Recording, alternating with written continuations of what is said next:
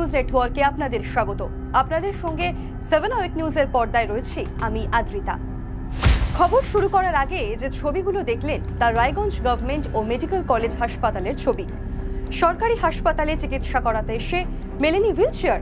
অবশেষে অসুস্থ স্বামীকে পিঠে চাপিয়ে হাসপাতালের ভিতরে নিয়ে গেলেন স্ত্রী।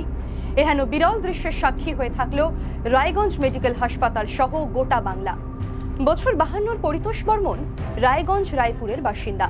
4-5 দিন আগে বাড়ির কাজ করার সময় পড়ে গিয়ে পা ভেঙে যায় তার। এদিন চিকিৎসার জন্য টোটো করে রায়গঞ্জ মেডিকেলের বহির্বিভাগে এলেও হাসপাতালের জরুরি বিভাগের থেকে একটু দূরে রোগীকে নামিয়ে দেয় টোটো।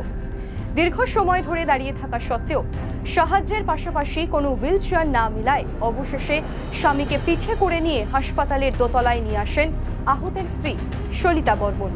তার অভিযোগ, আর্থিক সচ্ছলতার অভাবে এখানে চিকিৎসা করাতে এসে এমনই হয়রানির সম্মুখীন হতে হয় রোগী সহ আত্মীয় পরিজনদের।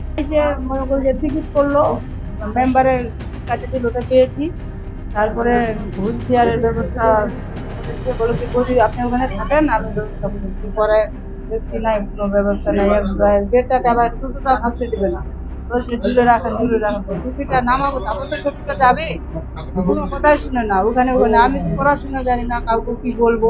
তারপরে আমি বললাম ব্যবস্থা হচ্ছে না, তাহলে আমি করে নিয়ে যেতাম। পরে আমি গেটে টোটোতে উঠায় টোটোটাকে ছাড়ে দিচ্ছি, ওকে রাখলে তো আমার পয়সা দিতে হবে। পয়সা হলে তো আমি তাহলে তো এগুলোতে আসতাম না, পয়সা নাই দেখে 2-3 দিন ধরে পরে আমি পিঠে করলাম, পিঠে করে তারপর ওখানে যায় একতলায় নিয়ে আসি। একই অভিযোগ জানালেন রোগী পরিতোষ বর্মনও। এটার কোনো ব্যবস্থায় দেখি না, পরে পিঠে করে আমার স্ত্রী পরে পিঠে করে আনবো আর কি এখানে হসপিটালে। না একটাও নাই চেয়ার, ওই যে পিঠে করে পরে আনবো আমার স্ত্রী।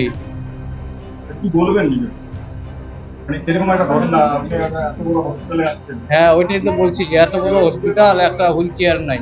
যদিও ঘটনা প্রসঙ্গে ওই হাসপাতালের এমএসভিপি প্রিয়ঙ্কা রায় জানিয়েছেন মেডিকেল কলেজ হাসপাতালে পর্যাপ্ত পরিমাণে হুইলচেয়ার রয়েছে, একটু অপেক্ষা করলে হয়তো হুইলচেয়ার পাওয়া যেত।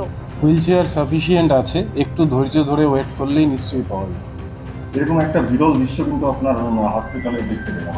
আমরা আবার দেখবো হুইলচেয়ার সাফিসিয়েন্ট স্টক করার ব্যবস্থা, কিন্তু হুইলচেয়ার এবং স্ট্রেচার ট্রলি সবসময় অ্যাভেলেবেল থাকে এমার্জেন্সি ওয়ার্ডের সামনে।